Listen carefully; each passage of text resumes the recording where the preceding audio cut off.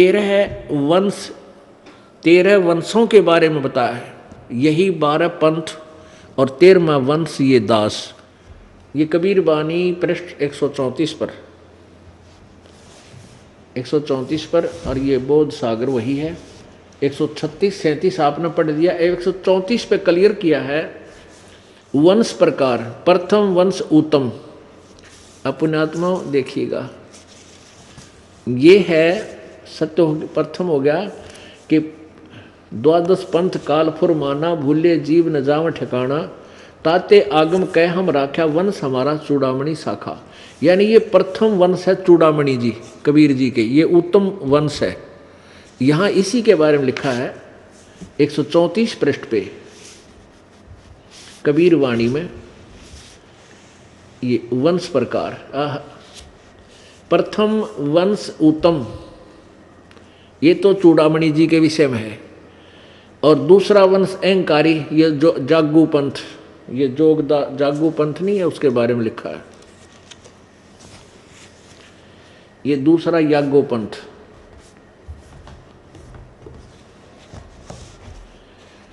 ये यागो पंथ, इसके बारे में लिखा है अहंकारी। और तीसरा सूरत गोपाल पंथ। तीसरा वंश प्रचंड, चौथा वंश बिरहे, पांचवा वंश निद्रा, छठा वंश उदास, सातवां वंश ज्ञान चतुराई, आठवां द्वादश पंथ विरोध, आठवें में, नौवां वंश पंथ पूजा, 10वां वंश प्रकाश, 11वां वंश प्रगट सारा, और 12वें वंश प्रगट हो उजियारा। 12वां वंश है गरीबदास जी का। कहते हैं इसमें मेरी महिमा का कुछ प्रकाश होगा, वाणी में मेरे विषय में कुछ प्रकाश होगा, उजियारा सा होगा। 12वें वंश प्रगट होए उजियारा, और 13वें वंश मिटे सकल अंधियारा। ओहो, अपनी आत्मा 13वें वंश में कहते हैं मेरी महिमा के विषय में सारा अंधेरा हट जाएगा। यानी 13वां वंश जो मेरा आएगा, भक्त संत दास, वो मेरे विषय में कति सब कंसेप्ट क्लियर कर देगा, सकल अंधेरा हट जाएगा। और अब ये अंधेरा हट चुका है पुण्यात्माओं। अब आपने पवित्र कबीर सागर के अंदर अपनी आंखों से देखा कि काल ने कहा था 12 पंथ करूं मैं साजा, और नाम तुम्हारा ले करूं आवाजा। इन 12 पंथ नाम जो ले ही, सो हमरे मुख आन समोही। इन 12 पंथों में जो उपदेशी होगा, वो काल कहता है मेरे ही उदर में आएगा, मेरे से बाहर नहीं जा सकेगा। अब परमात्मा ने कहा था कि जब हमारा वंश आएगा, हम आएंगे, उसमें काल के दूत जो होंगे वो सब अपनी भक्ति विधि, भक्ति क्रिया और ज्ञान को जनता के रूबरू कर चुके होंगे।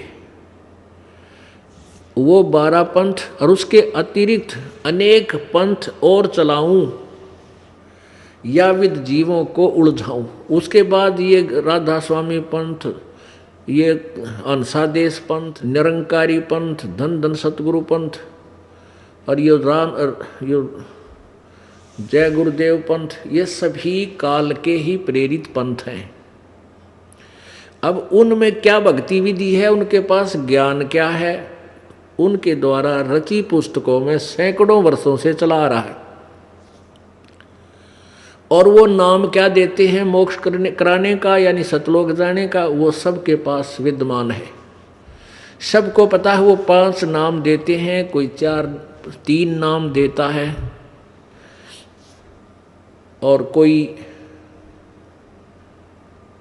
एक ही मंत्र देता है। कुछ क्रियाएं भी ये सभी मिली जुली बताते हैं। आंख कान बंद करके अंदर झींगा शब्द सुनो, 2.5 घंटे सुबह बैठो, 2.5 घंटे शाम बैठो। परमात्मा कहते हैं झूठा ज्ञान ध्यान कहाँ लाओ, तुम्हारा ज्ञान ही यूजलेस है, बेसलेस है, तुम विधि ध्यान कहाँ लगा रहे हो, झूठा ज्ञान ध्यान कहाँ लाओ। ये वाद विदा चतुराई, ये तो वाद विवाद करके तुम भोली आत्माओं को चतुरता दिखाकर इनको फंसाए बैठे हो। तो प्रभु ने कहा था कि हम जब आएंगे तब इन सभी नकली ज्ञान की पोल खोल देंगे और मेरा वंश, मेरा 13वां वंश यानी मेरा भेजा हुआ भक्त दास आएगा, सबके सामने इन सदग्रंथों जो उनके द्वारा बताएगी विधि, उनके द्वारा दिया गया ज्ञान और सदग्रंथों के ज्ञान से तुलना कर देगा।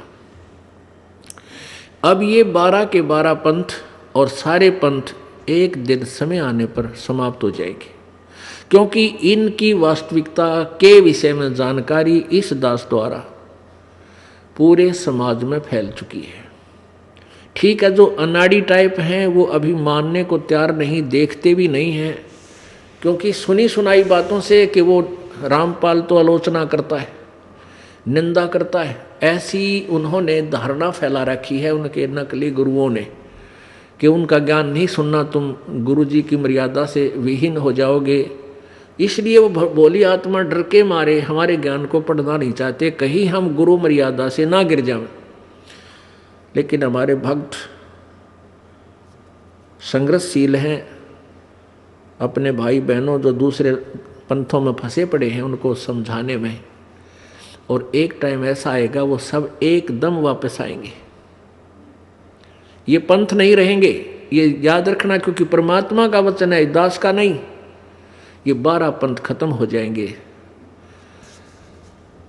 अब ये कैसे खत्म होंगे? जैसे हम पहले बालक थे, किसान परिवार में जन्म था दास का, तो खेतों में जाते थे, वर्षा होती थी, वहाँ खेतों में जगह जगह जैसे आम चूस कर खाकर वो उसकी वो गुठली फेंक देते थे, और वो क्या होता था, वहाँ उग आती थी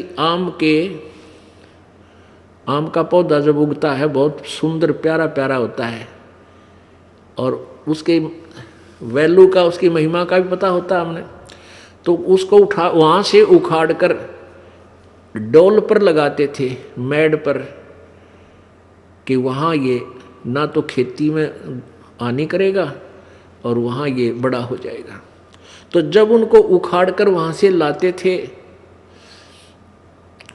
जिस पौधे की मिट्टी जड़ से अलग हो जाती थी, जड़ दिखाई दे जाती थी, तो दूसरा साथी बालक कहता था तेरा पौधा सूखेगा, ये सूखेगा, क्योंकि इसकी जड़ राम ने देख ली, यानी राम ने जड़ देख ली इसकी, यानी उस पर मिट्टी हट गई जड़ों से, अब ये उगेगा, और वो सूख जाता था। तो पुण्यात्माओं, इन सभी पंथों की और इन संतों के द्वारा दिए गए ज्ञान की जड़ राम को दिखा दी इस दास ने, ये इनकी मिट्टी हटा दी सबकी। अब ये थोड़े से दिन में आप ही सूख जाएंगे, अपने आप इनके पास कोई जवाब नहीं रहेगा, और ये शिष्य बुद्धिमान अपने आप समझ जाएंगे और वापस आ जाएंगे अपने मूल घर को। इस प्रकार ये 12 पंथों का ऐसे अंत हो जाए।